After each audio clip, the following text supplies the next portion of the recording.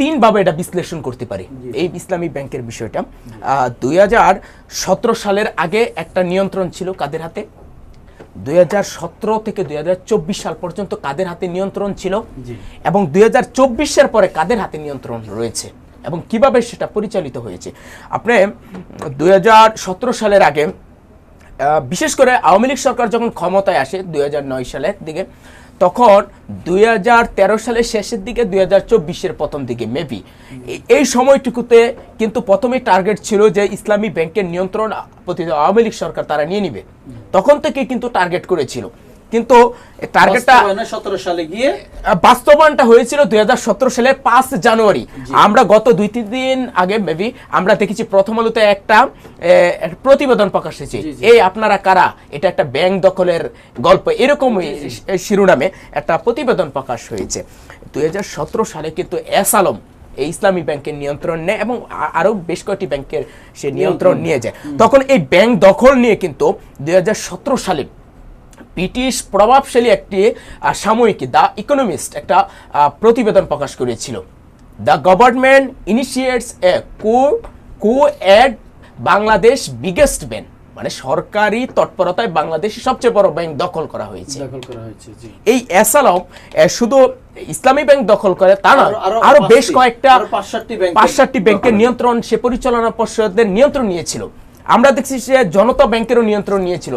আমরা কিছুদিন আগে 2025 সালের দিকে দেখেছি জনতা ব্যাংক অর্থ আত্মসাতের অভিযোগে এস আলমের বিরুদ্ধে একটা মামলাও করেছে। সেই সময়কালের পরে আমি যদি আপনাকে বলি, গণঅভ্যুত্থান হলো, 1.5 বছর সময় পেল ইউনূস সরকার, এখন আরেকটা সরকার চলছে, বাট সেই এস আলম যে এই ব্যাংকগুলো বাংলাদেশে ধ্বংস করার কারিগর, তাদের প্রতিষ্ঠানগুলো এখনো আছে এবং 80 থেকে 82% হচ্ছে না, ঋণগুলো কেন আদায় করা হচ্ছে না, এই বিষয়ে আপনার 80 থেকে 82% নিয়ন্ত্রণ এখনো এস আলমের গ্রুপরা করছে।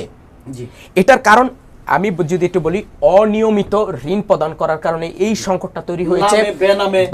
নামে বেনামে ভুয়া কাগজপত্র দেখিয়ে বিভিন্ন প্রতিষ্ঠান দেখিয়ে তারা এই অর্থগুলো নিয়েছিল। আরো এখানে ছিল সম্পূর্ণটাই পাচার করা দিয়েছে বিপুল অর্থ। আমরা যদি বাংলাদেশ ইন্টেলিজেন্ট যেটা ইউনিট আছে, আরেকটা আছে, আমরা যদি গণমাধ্যমের বিভিন্ন তথ্য নিই সেখান থেকে দেখেছি এই এস আলম কিন্তু বিপুল পরিমাণ অর্থ সরিয়ে নিয়েছিল এবং সেটা বেশিরভাগ অংশ আমরা দেখেছি পাচার করেছে।